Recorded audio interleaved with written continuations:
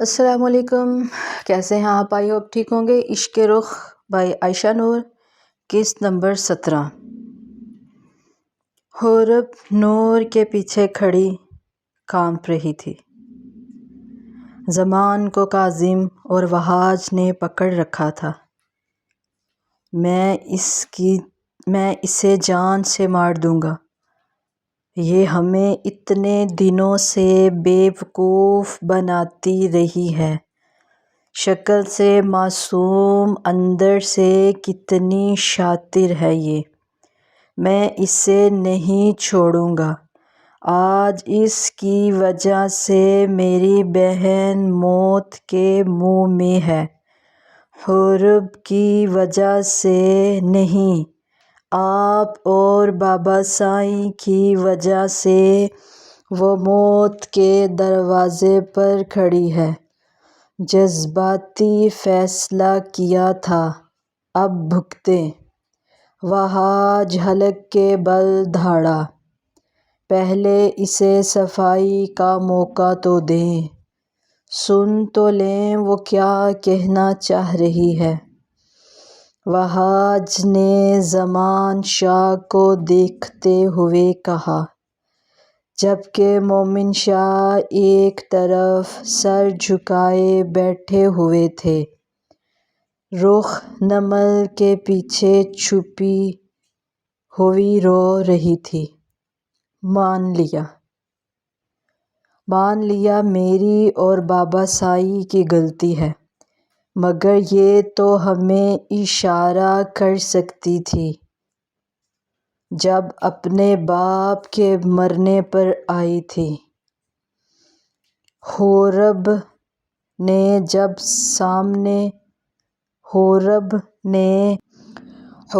کے سامنے جب اس کے ڈیڈ کی مرنے کی بات آئی، نور کے پیچھے سے چھوٹے چھوٹے قدم اٹھاتی مومن شاہ کے پیروں میں جا کر بیٹھ گئی۔ میرے ڈیڈا کہاں ہیں؟ ہا ہا ہا ہا، لو جی، ہو گیا ان کا ایک اور ڈرامہ شروع۔ زمان شاہ نے قہقہہ لگاتے حورب کی طرف دیکھ کر کہا، ڈیڈا، میرے ڈیڈا کہاں ہیں؟ زمان نے حورب کو بازو سے پکڑ کر اپنے سامنے کیا۔ کاظم آگے بڑھا، خبردار لالا، اگر کوئی آگے بڑھا نہیں تو اسے کھڑے کھڑے طلاق دے دوں گا۔ نور نے روتے ہوئے کاظم کو فوراً پیچھے کیا۔ ڈیڈا کہاں ہیں؟ حورب نے زمان کی طرف سہمتی نظروں سے دیکھتے ہوئے کہا، مر گیا تمہارا باپ، 11 سال جیل میں چکی پیستے پیستے مر گیا تمہارا باپ، سمجھی تم؟ زمان نے حورب کو بازو سے پکڑ کر جھنجھوڑتے ہوئے کہا، مار دیا تمہاری ماں جینی نے، اور تم نے میرے چچا جان کو، کھا گئی تم میرے چچا جان کو، تم ایک ڈائن ہو جو اب میری بہن کو کھانے آ گئی ہو۔ حورب تو بس ایک ہی بات پر جمی ہوئی تھی، ڈیڈا چلے گئے۔ حورب زمان کی بازوں میں جھول گئی۔ حور! کاظم نے فوراً سے زمان کو پیچھے کرتے حورب کو اٹھا کر بیڈ پر لٹا دیا۔ وہاج، ڈاکٹر کو بلاؤ۔ زمان کے کہنے پر کاظم کے کہنے پر وہاج جلدی سے باہر کی طرف بڑھا۔ ڈاکٹر عدنان خان ICU سے آ رہے تھے۔ ڈاکٹر خان، 1 منٹ پلیز، میری بھابھی اچانک بے ہوش ہو گئی ہیں۔ ڈاکٹر خان سر ہلاتے وہاج کے پیچھے کمرے میں داخل ہوا۔ ڈاکٹر خان نے حورب کو چیک کیا اور پاس پڑے چھوٹی سی ٹیبل پر رکھی میڈیسنز میں موجود ایک انجیکشن حورب کی ڈرپ میں مکس کرتے حورب کو ڈرپ لگا دی۔ مومن شاہ کے سامنے کرسی گھسیٹ کر عادیان مومن شاہ کے سامنے کرسی گھسیٹ کر بیٹھ گیا۔ مومن شاہ کا ہاتھ اپنے ہاتھ میں لیا۔ مومن انکل۔ مومن شاہ نے نظریں اٹھائے ڈاکٹر عادیان کو دیکھا۔ تم مجھے کیسے جانتے ہو؟ انکل، میں عادیان کرامت، آپ کے دوست کرامت چودھری کا پوتا۔ آپ مجھے نہیں جانتے مگر میں آپ کو اچھی طرح جانتا ہوں۔ کرامت کی بیٹے کی تو؟ جی بالکل، میں لے پالک ہوں۔ میں دادا جان کو ایک کچرے کے ڈھیر سے ملا تھا۔ ڈاکٹر خان نے اپنے بارے میں کچھ نہیں چھپایا۔ جب میں 3 سال کا تھا تب میرے پاپا اور مما کا انتقال ہو گیا۔ دادا جان مجھے اپنے ساتھ امریکہ لے گئے۔ میں ہر 5 سال بعد آتا ہوں پاکستان کسی امپورٹڈ کیس کے لیے۔ اس بار اپنی بیٹی کو گھمانے لایا تھا تو آپ کی بیٹی کا کیس آ گیا۔ سب گھر والے عادیان اور مومن شاہ کو دیکھ رہے تھے۔ اتنے میں ڈاکٹر خان کے موبائل پر رنگ ہوئی۔ ڈاکٹر خان نے وہاج کی طرف دیکھتے روم نمبر پوچھا۔ 37۔ ڈاکٹر خان نے اس بات میں سر ہلایا اور فون کی طرف متوجہ ہو گئے۔ آپ انہیں اوپر روم 37 میں لے آئیں، کہتے اس نے فون بند کر دیا۔ اس وقت کمرے میں خاموشی چھائی ہوئی تھی۔ روح نمل کے ساتھ لگی بیٹھی ہوئی تھی جبکہ نور مومن شاہ کے ساتھ بیٹھی آنسو بہا رہی تھی۔ کاظم، وہاج، زمان دیوار کے ساتھ ٹیک لگائے کھڑے تھے جب دروازہ نوک ہوا۔ ڈاکٹر خان نے اٹھ کر دروازہ کھولا۔ سامنے 80-85 سالہ سفید داڑھی والے نورانی بزرگ کھڑے تھے۔ ساتھ میں ایک بلو آنکھوں والی 5 سالہ بچی چہرے پر غصہ لیے کھڑی تھی۔ ڈاکٹر عادیان نے بچی کو گود میں اٹھایا۔ میرا بچہ، اور اس کے ماتھے پر اپنے لب رکھے اور اس بزرگ ہستی کو ہاتھ تھامے اندر لایا۔ سب کی نظریں دروازے سے اندر آتی بزرگ ہستی پر تھیں۔ مومن شاہ کی نظر جب کرامت چودھری پر پڑی فوراً سے ان کے گلے لگے اور پھوٹ پھوٹ کر رو دے۔ چچا جان، میری بیٹی، وہ زندگی موت کی جنگ لڑ رہی ہے۔ ارے برخوردار، تم تو بڑی ہمت والے ہو۔ آج کیسے حاکم شاہ کا بیٹا ہمت ہار گیا؟ لگتا ہے بڈھے ہو گئے ہو۔ ان کی بات پر روتے ہوئے بھی روح کی ہنسی نکلی جس پر سب مسکرا دیے۔ مومن شاہ پیچھے ہوئے اور کرامت چودھری کے ہاتھ تھام کر بوسہ دیا۔ آئیں بیٹھیں۔ ارے ماشاءاللہ، یہاں تو حاکم شاہ کے باغ کے پھول بھی کھل گئے ہیں۔ انہوں نے مسکراتے کاظم، زمان اور وہاج کو دیکھتے ہوئے کہا۔ کرامت چودھری ایک جگہ صوفے پر بیٹھ کے، کاظم ان سے ملو، یہ تمہارے دادا جان کے جگری دوست ہیں۔ مومن شاہ نے آنسو صاف کیے۔ کاظم، وہاج، زمان نے آگے بڑھتے مومن شاہ کی طرح ان کے ہاتھ چومے۔ چچا جان، ان سے ملیے، یہ ہے ہمارے گاؤں کی سردارنی۔ مومن شاہ نے مسکراتے ہوئے رخ کو ان کے سامنے کیا۔ ارے مومن، یہ سردارنی کچھ زیادہ بڑی نہیں؟ کرامت چودھری کے کہنے پر سب مسکرا دیے۔ رخ نے اپنا سر ان کے آگے رکھا۔ السلام علیکم بابا سائیں کے دوست۔ رخ کے ایسا کہنے پر کرامت شاہ کا قہقہ گونجا۔ سچ میں سردارنی کافی بڑی ہے۔ انہوں نے رخ کو اپنے پاس صوفے پر بٹھایا۔ اور یہ ہے وہاج، مومن شاہ کی بیوی اور ہماری حویلی کی سب سے چھوٹی بہو، اور ہماری نور بانو کی بیٹی نمل وہاج شاہ۔ مومن شاہ نے نمل کو آگے کرتے کہا۔ نمل نے سر آگے کرتے سلام کیا۔ السلام علیکم دادا جان، جیتی رہو میری بچی، ہماری بانوں کی نشانی۔ انہوں نے نمل کے ماتھے پر لب رکھے اور اسے اپنی دوسری طرف بٹھا لیا۔ اور ان سے ملیے، یہ ہے آپ کے مومن شاہ کی سردارنی، نور مومن شاہ۔ نور نے شرم سے چہرہ جھکا لیا۔ ماشاءاللہ، ارے یہاں تو ترقی ہو گئی۔ کرامت چودھری نے نور کے سر پر ہاتھ رکھا۔ چچا جان، وہ ہے ہمارے دولاب شاہ کی بیٹی اور ہماری دوسری بہو حورب زمان شاہ۔ دولاب شاہ کا نام سنتے ہی سب پھر سے افسردہ ہو گئے۔ کیا ہوا بچی کو؟ اور دولاب کینیڈا سے واپس آیا کہ وہیں کا ہی ہو کر رہ گیا؟ حاکم نے اور بھابھی جی نے بہت روکا مگر وہ ضد کا پکا نکلا۔ ہے کہاں؟ میں ذرا اس کے کان تو کھینچوں۔ مومن شاہ نے ان کے پاس بیٹھتے پڑی کرسی پر بیٹھتے حورب کے نکاح سے لے کر فاطمہ کے نکاح تک سب بتا دیا۔ اللہ صبر دے تمہیں مومن۔ وقفے وقفے سے ڈاکٹر عدیان اس چھوٹی سی بچی کے بال بھی چوم رہے تھے مگر اس بچی کا غصہ کم نہیں ہو رہا تھا۔ دادو، ہمارے بارے میں بھی بتا دیں سب کو، ڈاکٹر خان نے کرامت چودھری کو دیکھتے ہوئے کہا۔ ارے میں تو اپنے بچے بھول گیا، کرامت چودھری نے مسکراتے ہوئے کہا۔ یہ ہے میرا پوتا، اس سے تو آپ مل چکے ہیں، اب اس سے بھی مل لیں۔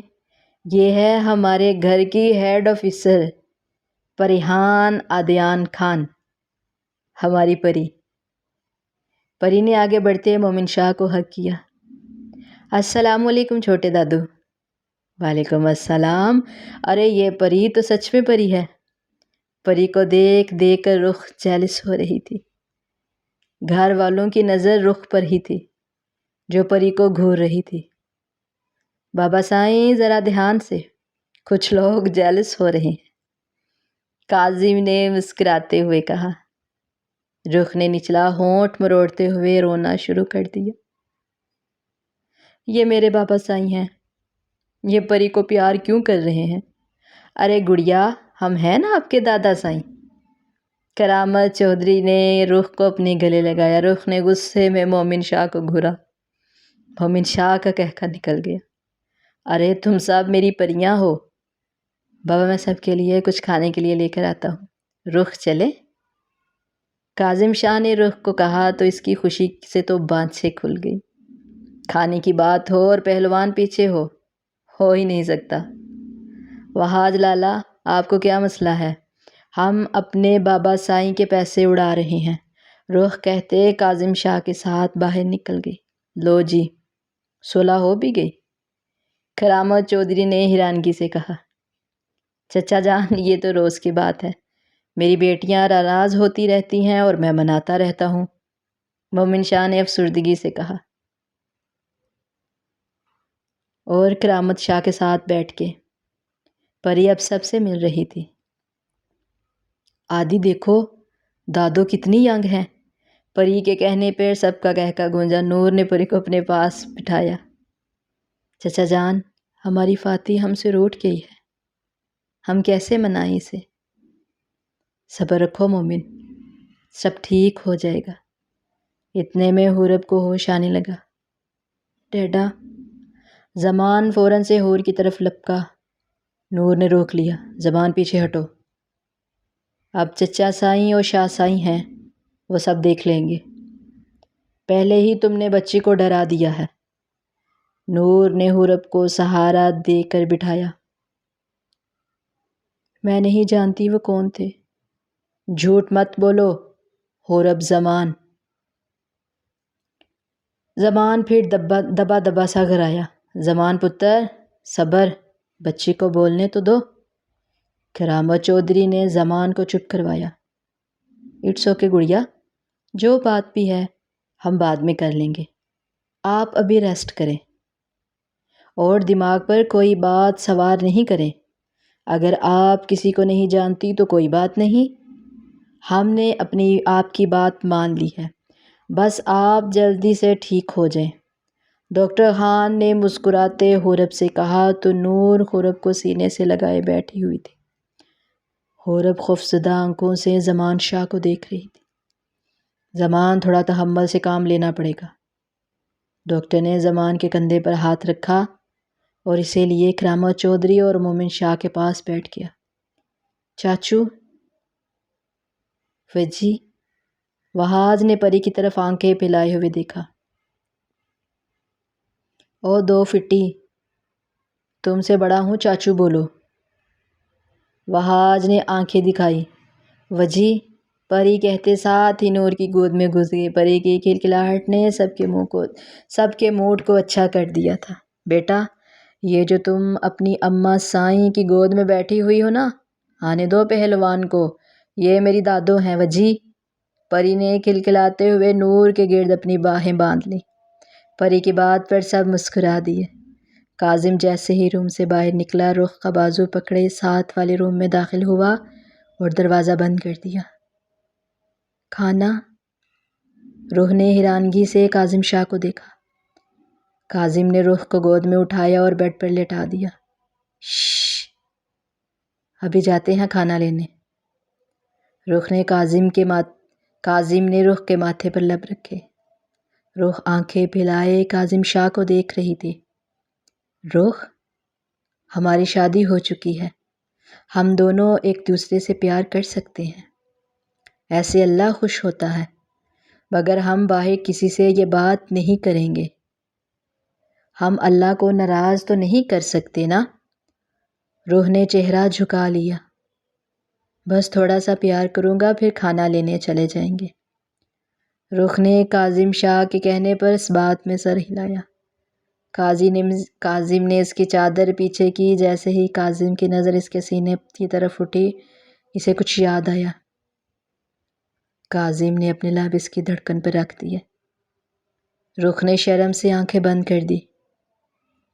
کاظم کے ہونٹ اب اس کی گال پر آئے اور ہاتھ دھڑکن پر۔ کاظم نے جذبات میں ہاتھ کو زور سے پریس کر دیا۔ روح کی ہلکی سی چیخ نکلی۔ درد ہو رہا ہے۔ روح کے آنسو بہنے لگے۔ اب آرام سے کروں گا، سوری میری جان۔ کاظم نے ہلکے ہاتھ سے پریس کیا تو روح نے اس کے ہاتھ پر ہاتھ رکھ دیا۔ ابھی بھی درد ہو رہا ہے؟ اچھا نہیں کرتا اب، روز اتنا کروں گا پھر درد نہیں ہوگا۔ روح نے آنسو صاف کرتے اس بات میں سر ہلایا۔ کاظم نے اسے چادر اوڑھی اور بیڈ سے نیچے اتارا۔ اس کے لیے یہی کافی تھا کہ روح نے کوئی ہنگامہ نہیں کیا۔ روح میری جان، تم کسی سے کوئی بات نہیں کرو گی، بس ہر بات مجھ سے کرو گی۔ روح نے سر ہلایا۔ وہ شرم سے چہرہ نہیں اٹھا رہی تھی۔ چلو۔ کاظم اس کا ہاتھ پکڑے باہر نکل گیا۔ روح شرم سے چہرہ نہیں اٹھا پا رہی تھی۔ کاظم کو اندر سے یہ بھی ڈر تھا، روح منہ پھٹ سی ہے، کہیں اندر اب بھی سب کو جا کے کچھ بول نہ دے۔ کاظم نے اپنے آپ کو کوسا۔ کیا ضرورت تھی اتنا قریب جانے کی؟ کاظم کے ہاتھ میں روح کا ہاتھ ٹھنڈا برف ہو گیا تھا۔ روح نے چہرہ ایسے جھکایا ہوا تھا جیسے کچھ ڈھونڈ رہی ہو زمین سے۔ کاظم شاہ نے بہت مشکل سے اپنی ہنسی دبائی ہوئی تھی۔ کاظم جیسے ہی KFC پہنچا تو روح سے کھانے کے لیے پوچھا تو روح نے چہرہ نہیں اٹھایا۔ اگر ایسے ہی چہرہ جھکائے رکھو گی تو مجھے کیسے پتہ چلے گا میری روح نے کیا کھانا ہے؟ کل سے میرے چھوٹے سے بچے نے کچھ نہیں کھایا۔ کاظم شاہ نے اس کا چہرہ اپنے ہاتھوں کے پیالوں میں لیتے ہوئے کہا۔ روح اس وقت آنکھیں جھکائے بس شرمائی جا رہی تھی۔ کاظم شاہ نے دل میں خود کو کوسا، کاش کھانے کے بعد اس طرح کی حرکت کر لیتا۔ اب تو یہ مارے شرم کے نہ چہرہ اٹھائے گی اور نہ ہی کچھ کھانا کھائے گی۔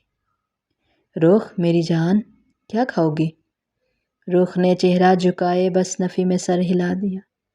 اگر تم نے اب چہرہ نہ اٹھایا تو جو کچھ میں نے ہاسپٹل میں تمہارے ساتھ کیا تھا ادھر بھی شروع ہو جاؤں گا۔ روح نے فوراً سے اپنا چہرہ اٹھا کر کاظم شاہ کی طرف دیکھا۔ رخ کا چہرہ سرخ انار ہو چکا تھا، اس کی پلکیں لرز رہی تھی۔ کاظم شاہ نے اسے اپنے سینے سے لگایا۔ سب لوگ بیٹھے کاظم شاہ اور رخ کو دیکھ رہے تھے۔ دیکھنے میں بالکل بھی یہ میاں بیوی نہیں لگ رہے تھے، کیونکہ رخ کی عمر کافی چھوٹی تھی۔ کاظم شاہ سے یہ ہائٹ میں بھی چھوٹی تھی۔ کاظم شاہ کو لوگوں کی کوئی پرواہ نہیں تھی۔ اس نے رخ کو اپنے سینے کے ساتھ لگایا اور اس کے ماتھے پر اپنے لب رکھ دیے۔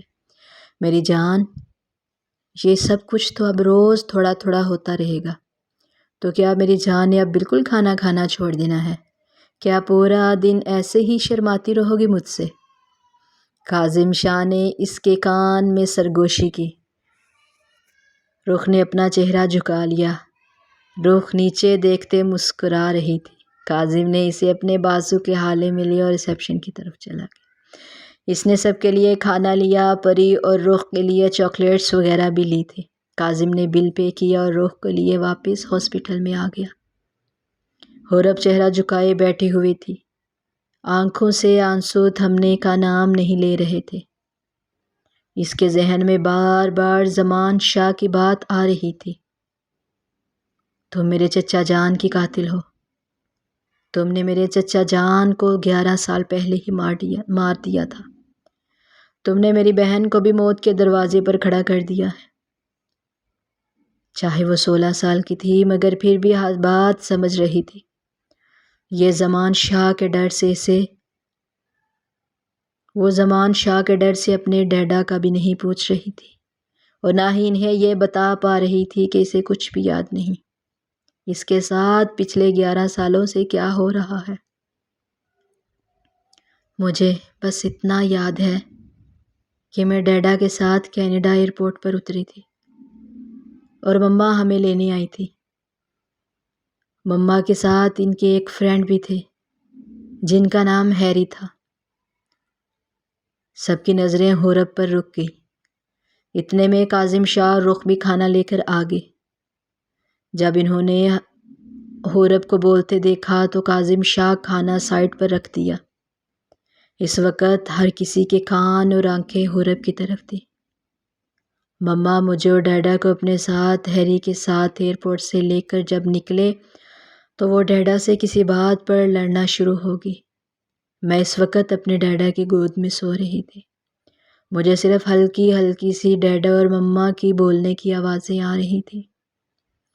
اس کے بعد جب میری آنکھ کھلی تو میں نے دیکھا کہ مما اور ہیری انکل مجھے کسی انجان جگہ پر لے کر گئے ہیں۔ میں نے بہت آوازیں دی ڈیڈا کو، لیکن ہیری انکل نے مجھے اتنی زور سے دھکا دیا میں جا کر دیوار کے ساتھ لگی۔ اس کے بعد میری آنکھوں کے آگے اندھیرا آ گیا۔ مجھے نہیں پتا کہ آگے میرے ساتھ کیا ہوا یا پھر ڈیڈا کدھر ہے، ان کے ساتھ کیا ہوا۔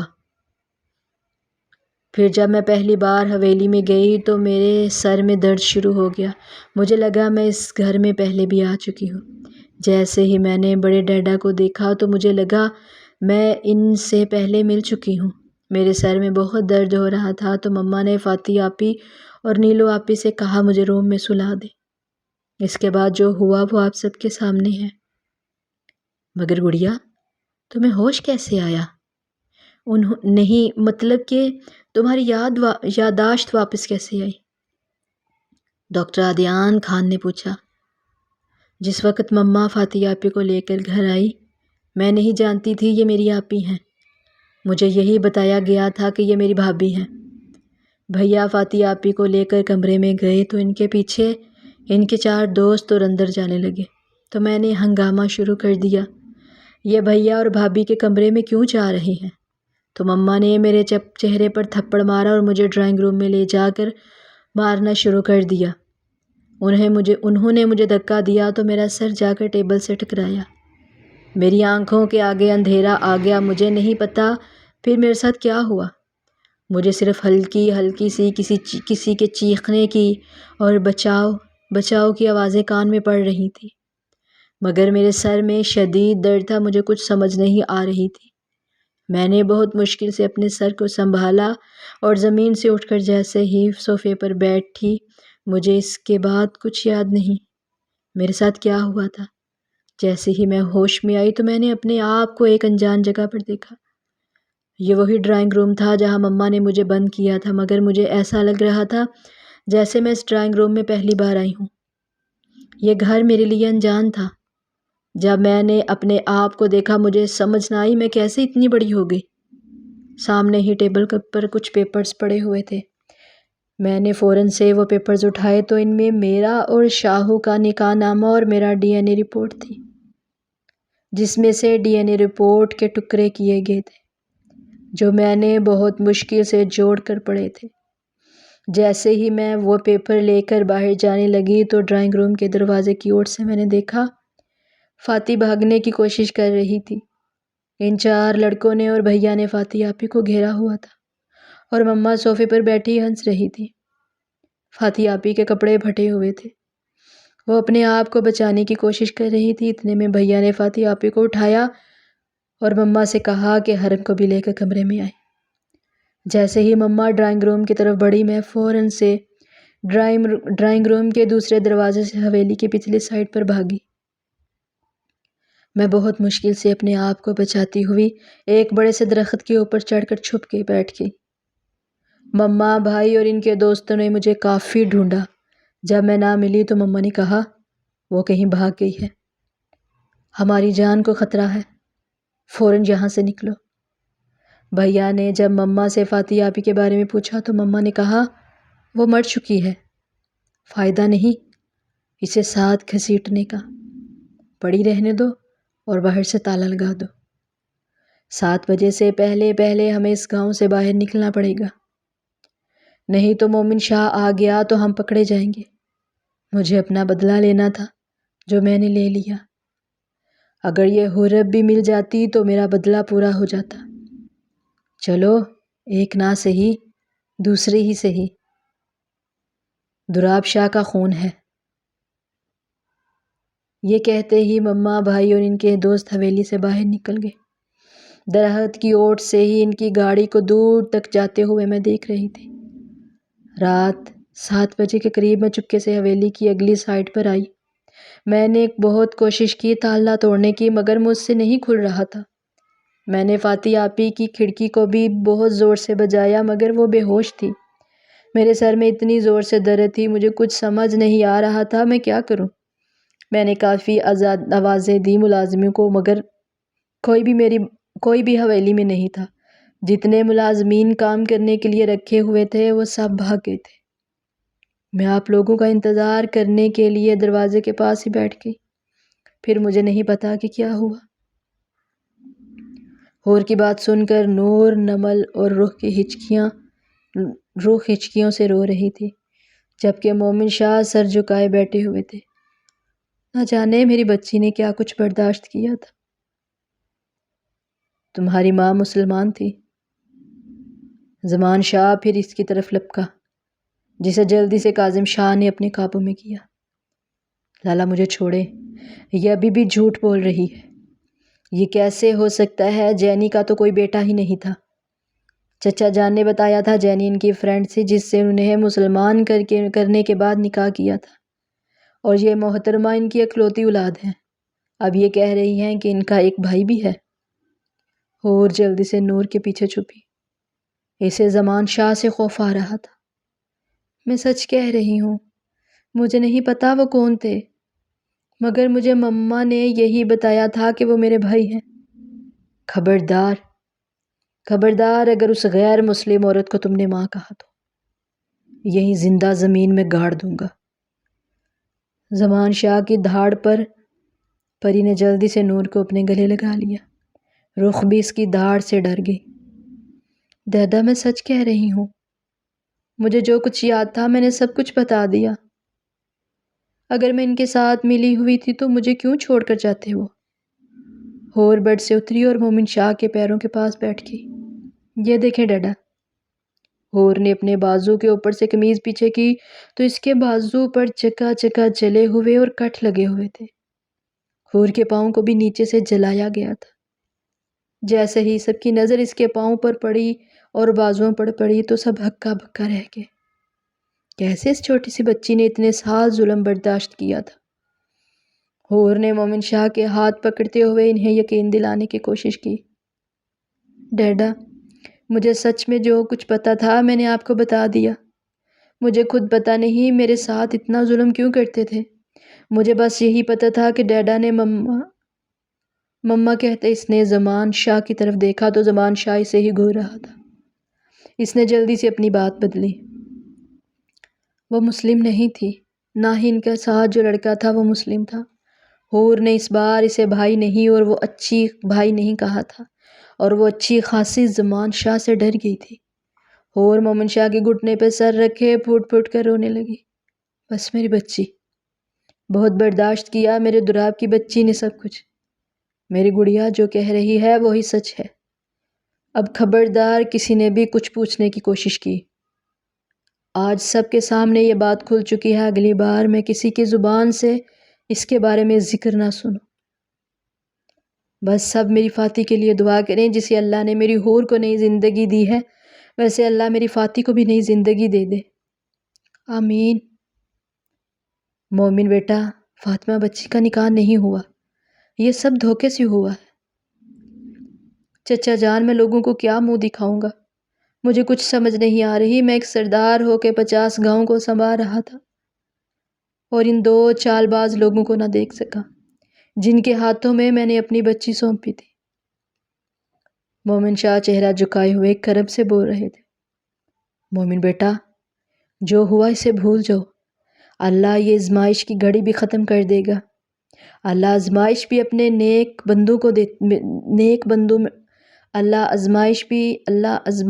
اپنے نیک بندوں میں ڈالتا ہے، اور تمہاری فاطمہ تو خوش قسمت ہے جسے خدا نے نیک بندوں میں چنا ہے۔ دیکھ لینا انشاءاللہ وہ بچی تمہاری طرح بہادر ہے، بہت جلد وہ واپس ہم سب کے ساتھ ہوگی۔ عادیان، جیسے ہی فاطمہ کو ہوش آتا ہے فاطمہ کے ساتھ نکاح کی تیاری کرو۔ کرامت شاہ کے کہنے پر سب نے ایک دوسرے کی طرف دیکھا۔ مومن شاہ جھٹ سے چہرہ اٹھایا اور کرامت شاہ کی طرف دیکھنے لگے۔ چچا جان، آپ یہ کیا کہہ رہے ہیں؟ جبکہ عادیان کو میری بیٹی کے بارے میں سب کچھ پتا ہے۔ اس کے ساتھ کیا ہوا وہ کبھی ماں نہیں بن سکتی۔ کیسے اپنی بیٹی کے سکھ کے لیے میں کسی بیٹے کی زندگی خراب کر سکتا ہوں؟ مجھے یہ رشتہ منظور نہیں۔ اپنی فاتح کو اب کبھی خود سے دور نہیں کروں گا۔ جو اس کی قسمت میں ہوا جو اس کے ساتھ ہوا وہ اس کی قسمت تھی۔ اب میں کبھی اس کی شادی نہیں کرواؤں گا۔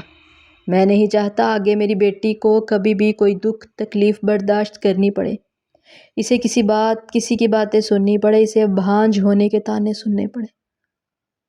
انکل، مجھے اس سے نکاح سے کوئی اعتراض نہیں۔ اللہ نے مجھے پری کی صورت میں ایک بیٹی دی ہے، مجھے اور کچھ نہیں چاہیے۔ میں آپ سے آپ کی بیٹی فاطمہ کا رشتہ مانگتا ہوں۔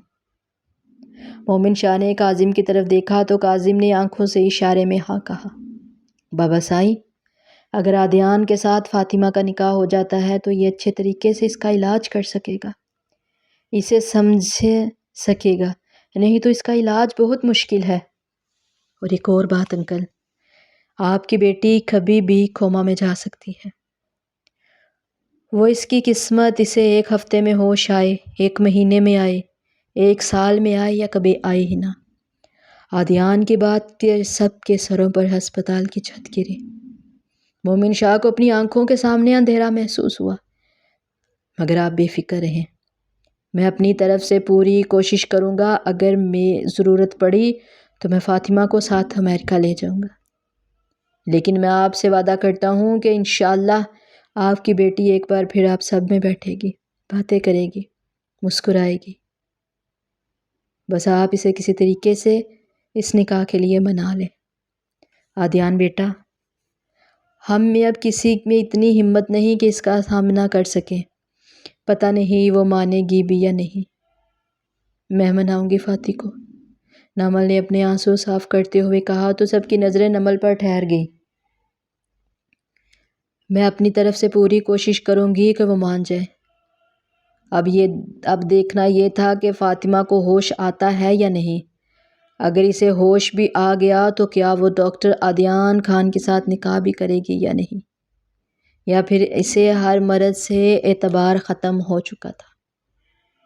تھینکس، بہت شکریہ میرا ناول سننے کے لیے۔ لائک اور سبسکرائب کر دے اور کمنٹ سیکشن میں اپنی رائے دینا مت بھولیے۔ نیکسٹ ایپیسوڈ میں آپ کے ساتھ پھر ملاقات ہوتی ہے، تب تک کے لیے اللہ حافظ، فی امان اللہ۔